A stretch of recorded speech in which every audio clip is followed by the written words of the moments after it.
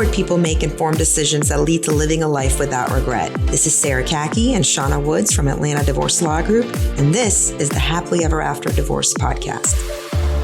Welcome to the Happily Ever After Divorce Podcast. I'm Sarah Kaki with Atlanta Divorce Law Group, joined by our managing partner, Shauna Woods. Shauna, welcome. Hi, Sarah.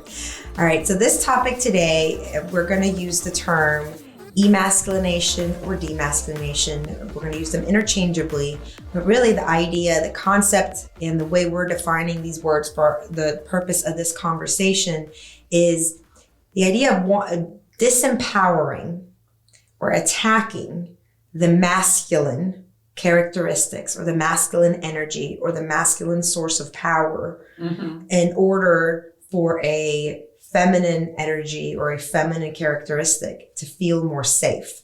This could sound very foreign and very kind of out there unless we bring it down and explain it a little bit more. Specifically, Shauna, what I have in mind when I'm thinking about this concept, I'm thinking about a woman who considers herself more in the feminine space and the feminine gender role and feels out of control or doesn't feel safe with a very powerful male that is very much in a masculine characteristic. And so they look for ways subconsciously, I believe, very often subconsciously, to demasculinate their husband or their partner so that they can feel more safe. And that's sort of in my world, that's how it shows up. Perhaps you have a strong male character and that it can feel threatening to a woman and they'll find ways to either manipulate or put them down or insult him with words. Because, you know, when you're very much when we're talking about masculine versus feminine, masculine is more physically powerful, right? Whereas feminine is more, from a stereotypical place, more delicate. So the feminine has the words, perhaps. And they want to put down the male in order to feel more safe and feel more secure and feel more in control and in power. And in the marriage, that usually ends up creating a very dysfunctional and toxic marriage where the man has gone through possibly years of demasculination to the point they don't trust their wives or they don't trust their woman. And that's where we see a lot of times cheating occurring. Right. Where a man goes and finds a girlfriend or has an affair. Not that it's validated because not that it's okay, that behavior is okay, but these are the symptoms, right? And finds a woman that admires his masculinity and honors his masculinity and praises it and looks to it to safety and security. And the man feels needed and feels he can express his masculinity in this other person where they can't find that at home. And then we get to see a marriage fall apart. And a lot of times these things really go back to a process of safety, a woman needing to feel safe and using demasculination or emasculination to bring their husband down in order to feel safe. And in the process, crushing the thing inside the husband that could actually make a woman feel safe, which is that masculine energy. That was deep. It's deep. Let's deconstruct that. Let's get into it. One of the things I think we both want to be very clear on is that, you know, both genders have the masculine and feminine in them. And when we're talking about demasculization, it is oftentimes we're talking about it in the male, right? Because that's where it happens most, is the demasculization because of these safety spaces, right? And we do want all women to feel safe, especially in their homes. Right. You know, we're not talking about when men are physically abusive. We are not talking about when they're emotionally abusive. We're talking about the female, for whatever reason, who has been raised where she doesn't feel safe in a male society and therefore doesn't want it around her and doesn't do the therapy or the self-work, the self-awareness that we always preach in order to feel safe, you know, with the person she's chosen, right? And then therefore has to tear that down. And in the essence of tearing that down, really doesn't satisfy and feel safe, right? Because it doesn't feel safe to be able to tear something down, right? And so I don't know if it makes them feel powerful or in control. Mm-hmm. And I think that might be the dynamic, is that's the only way they can feel like they're in control. And, I have deep sense of empathy for women who find themselves doing demasculating or emasculate, because it is, I believe, not conscious in most women. Yeah. I don't believe it's intentional. I personally have done a lot of personal work on myself and worked with somebody by the name of Alison Armstrong, if anybody wants to look her up, to work on this for myself and in my marriage. Because for most of history, women have fought for their power. They've fought for equality, and they have fought to vote. They have fought to be able to work. In some countries, they're still not allowed to drive, right? They fought for equal wage. And that in the 1970s changed dramatically when we came to the workforce. And now, all of a sudden, after hundreds of years of women not being at the table, not being in powerful places, they are now in the workforce, and they're trying to navigate through that. Yeah. And it's a lot of catching up from an evolutionary standpoint, right? We're talking about a gender and a sex that when you took over a country, you took their women, women got raped, right? And that was part of the deal. And nothing odd about that. That was just the history of most of these grand empires. So I think there's a lot of evolutionary history there for women about feeling safe with a man, right? I don't think so. We haven't necessarily, and I think it's important that we take the shame away for women about the emasculination and demasculination process, because we are reacting to a lot of evolutionary DNA here of even the cave woman who, when the caveman was out, she had to worry about another caveman coming in and not hitting her over the head and hurting her or taking her away. Or places where there was, like when the colonists came into the country, and like Chesapeake Bay, the men came. There was a shortage of women. So when the first women came, imagine a boat of like 10 women coming to a colony that was colonized by 100 men. Mm-hmm. What do we think happened to these women? Yeah. Right? So men controlling women, overpowering women with government, with corporate structures, but in a very basic and raw place with their physical body has been a really real thing. And that's the DNA we've inherited from our mothers, right? Of being a little scared, being a little careful, being a little protective, even being a little bit manipulative in order to protect ourselves and navigate through that man's world.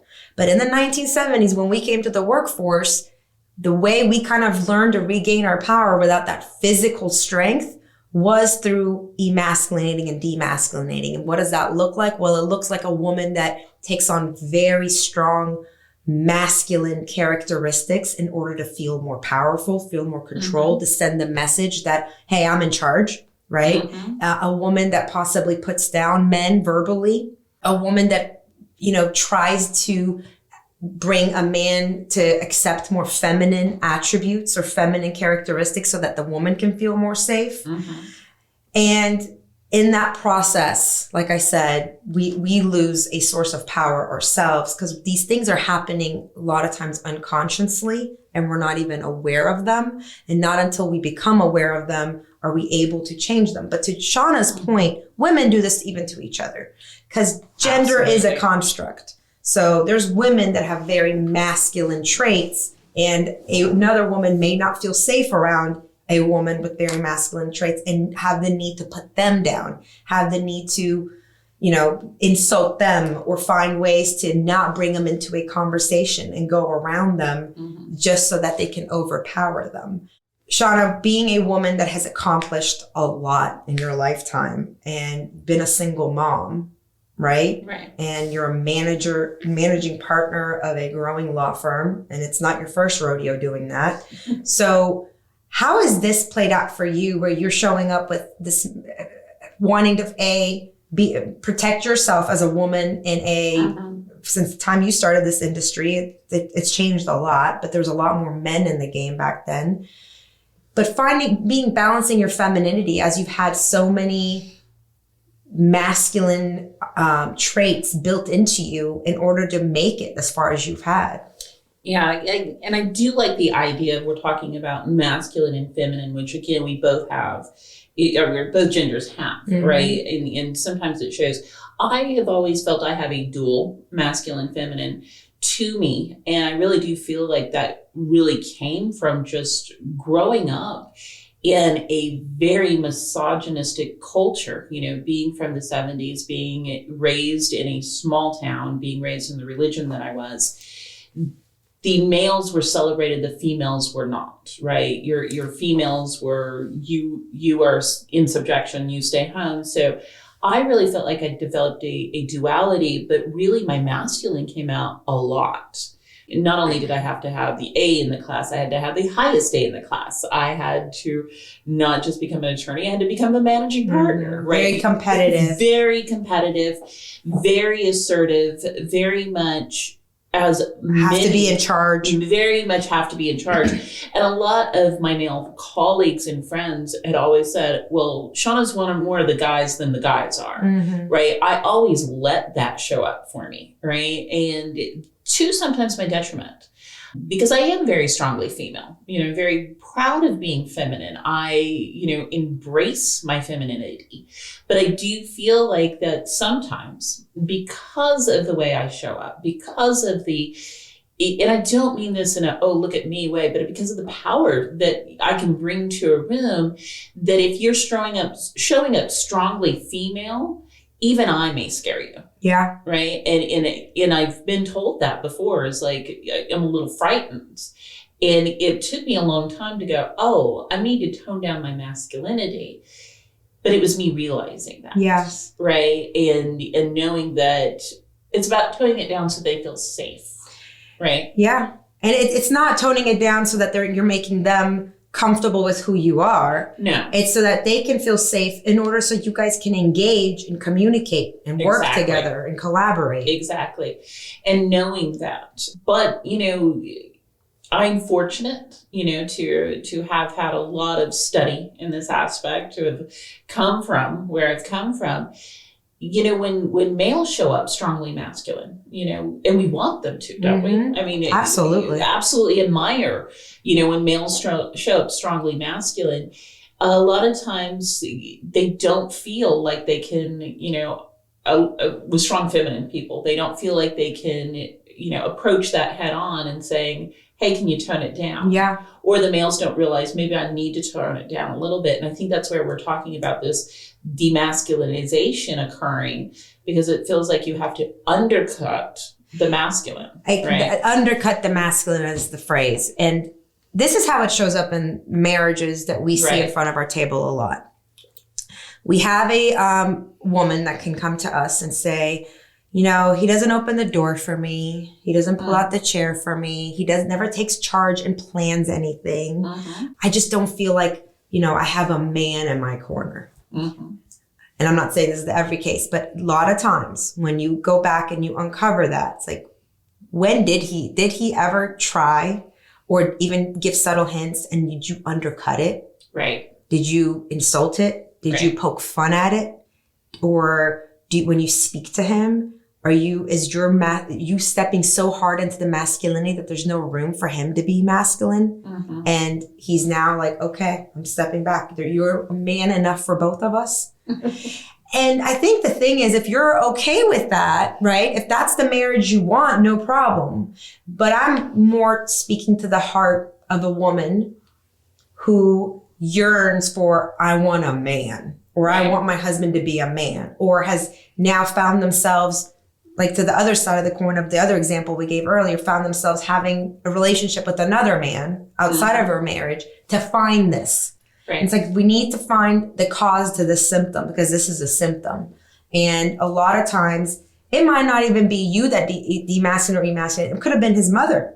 Right. Right. Like myself as a mother of a almost 2-year-old and a 9-year-old, I find it very important for me to watch to not demasculinate them. Like Rami, my 9-year-old, when we go to the airport, he wants to take my luggage. I know he's going to do a terrible job. My luggage is going to fall 50 times before it makes it to security. I'm going to let him, Mom, can I get I'm not going to kill that in him. Yeah. Mom, can I get that for you? I'm not going to kill that in him. Sure, absolutely. You're my little hero. That's where we find ourselves today. Like fast forward to today. Women have such a hard time today saying a man is their hero. Mm-hmm.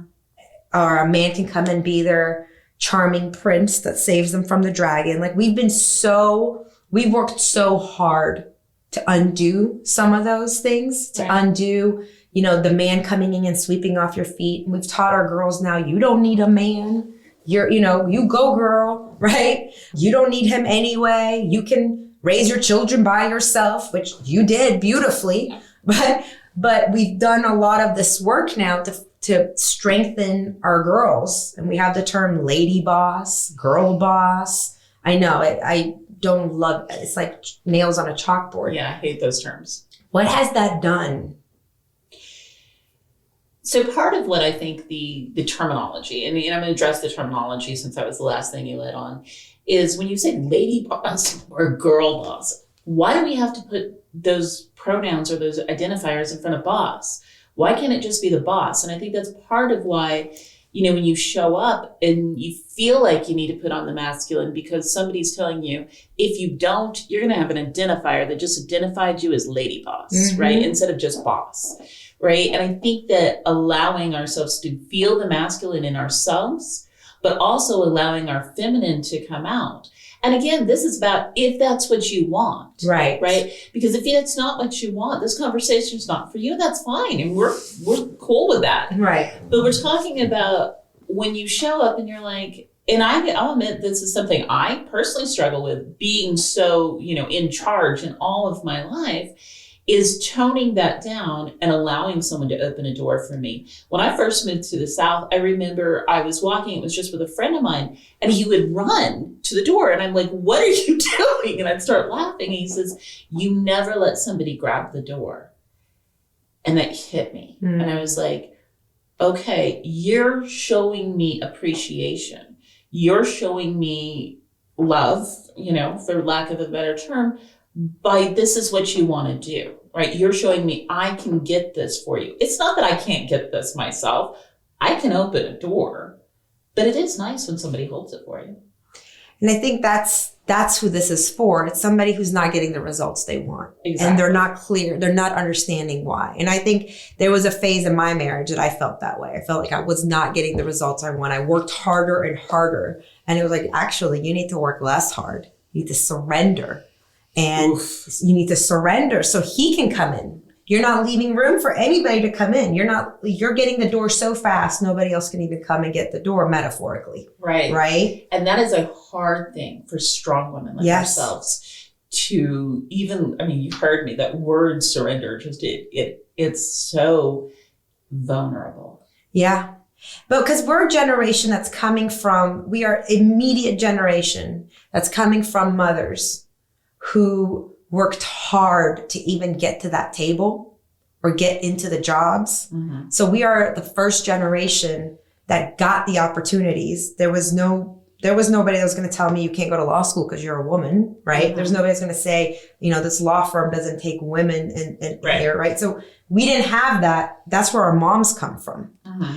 And they trained us so much on their side of the pendulum so that we didn't have any of their insecurities coming in, to the point that I think our generation is so much more prone to demasculinate and emasculinate. Like, let's just look at pop culture or just current culture. For the women, we have terms that you and I both can't stand, like lady boss, girl boss. Why do we need to even put a gender to the word boss? I don't understand. And, concepts like you go girl, you don't need them anyway. And, and our icons like Michelle Obama, Oprah Winfrey, Wonder Woman, I could go on and on and on. What's the message for boys? The most recent one I hear is toxic masculinity. Mm-hmm. And that's a real thing for sure. I'm not devaluating that, but that's it. Like, that's really who's their hero right now? Who's their spokesperson that's saying, you are, as a male, in a masculine energy, you are powerful. You can protect. You can provide. I think that there are out there. They're definitely, we can take the counterparts to the people that you mentioned and say, well, they definitely, and that's interesting because when you think about couples, right? Michelle was married to a president. Yes. That did happen. Oprah, while not married, does have a counterpart that she considers, I would hope, an equal. Yeah. Right? And for these women, they're showing up. The counterpart may not be as celebrated, right, as far as the masculinity, but I understand what you're saying. It's hard because the pendulum does swing. Yeah. And I think I wrote this paper, and I just remembered this, Sarah, so funny, in English class, first year of college. And I had a male teacher who said, you got it wrong. And I'm like, no, I didn't. Because we were talking about equality among the sexes. And I wrote this entire paper that said equality among the sexes does not mean that we are equal. It means we are equitable. Yes. And he was like, you're getting it wrong. I was like, no, you're getting it wrong. Yeah. Because I'm not a male. No. I don't want to be a male. I have things to offer that are sometimes in the same, in the same firm. Yeah, I can do a better job than my male counterparts. Sometimes they can do a better job than me. But for those who want that kind of a relationship with both the male and female in it, you have to learn to surrender your masculinity as a woman. Yeah. Right? And that's okay. And being okay with that. I think that's exactly the point, what does this equality mean? Exactly. Because to me, there is just as much power in the feminine as there is in the masculine. That power just looks different. Yeah. The masculine has the power of the assertiveness. If it's in the male body, it has the physical form. It's just God or universe or whatever you believe in. The creator of that body created it differently than the female body. That's just science. It has, like we said, assertiveness. It has a sense of being in charge. It has a deeper, louder voice, right? It physically does. The female has this incredible power of influence through her charm and through her mystery and through her femininity. Right. And intuition. And her intuition. Oh my God. And I could go on and on where that intuition comes from, truly from an evolutionary standpoint. Exactly. Because they were hunting. While they were hunting and they physically had the form to hunt and the single focus on one thing that I'm going to take down. I'm going to take that elk down. That's the only thing I see. And I'm going to physically be able to do that versus the female gathering. And the intuition that kicked in that's a bad berry. That's a bad bush. Or the intuition of I'm not safe because the woolly mammoth or the caveman next door might come and hurt me. Or the ability to communicate. Talk. A lot of chitter chatter about, it all comes from a lot of work I've done with Alison Armstrong of this is a good bush for the berries, a bad bush for we share this information, the sharing that men are missing. Right. The masculine is missing, that gut feeling. Yes. Yeah.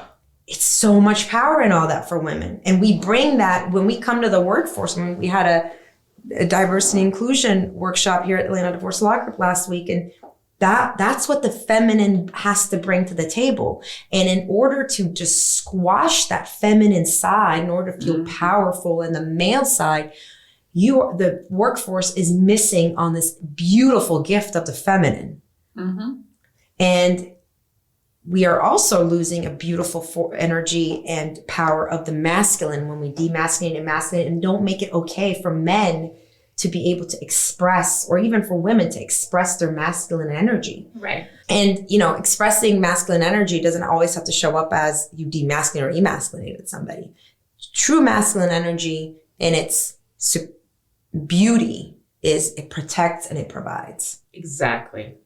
I would say if anybody wants to learn more about this, the person I would say to follow for this is Alison Armstrong. Shauna, do you have any recommendations? I actually don't have any recommendations on this particular. I do know that there are a lot of coaches who talk about this, who talk about how women can deconstruct both their masculine and their feminine and what works better for them. Yeah. Right. And I think you have to do a lot of work on yourself to say, this is who I am. Right. And neither one of these qualities are bad qualities. It's just learning to live with both of them and letting everyone be masculine and feminine. And I think that for the women that are listening to this, that are powerful professional women, and that is truly most of the clients at Atlanta Divorce Law Group that are women. We tend to attract a lot of working women or business owner women. You know, we have to be in the workforce and in our lives, we have to be quite a bit assertive. We have to make a lot of decisions. We have to move things forward. We have to step up as leaders. But at the home, if you're finding yourself frustrated because you're like, my husband's just not being a man, or I can't find the man, who's going to take care of me? This is something we very often hear. I take care of everybody, who's going to take care of me? Is just know that male of that nature that you're looking for, he will not want you to be any less powerful. You don't have to be the submissive, weak woman in order to attract him. He actually will probably find it very attractive. Your sense of self, your security, and even your power outside in the workforce. But when you come home to him, he wants to feel like he's the man. So you can do that everywhere else, but at home, how powerful could he feel if he's like, wow, this amazing, powerful woman chooses to surrender to me to protect and provide for her. And I think that's really cool. Thank you, Shauna. Thanks, Sarah. Thanks for listening to the Happily Ever After Divorce podcast. If you'd like to learn more, go to atlantadivorcelawgroup.com/resources.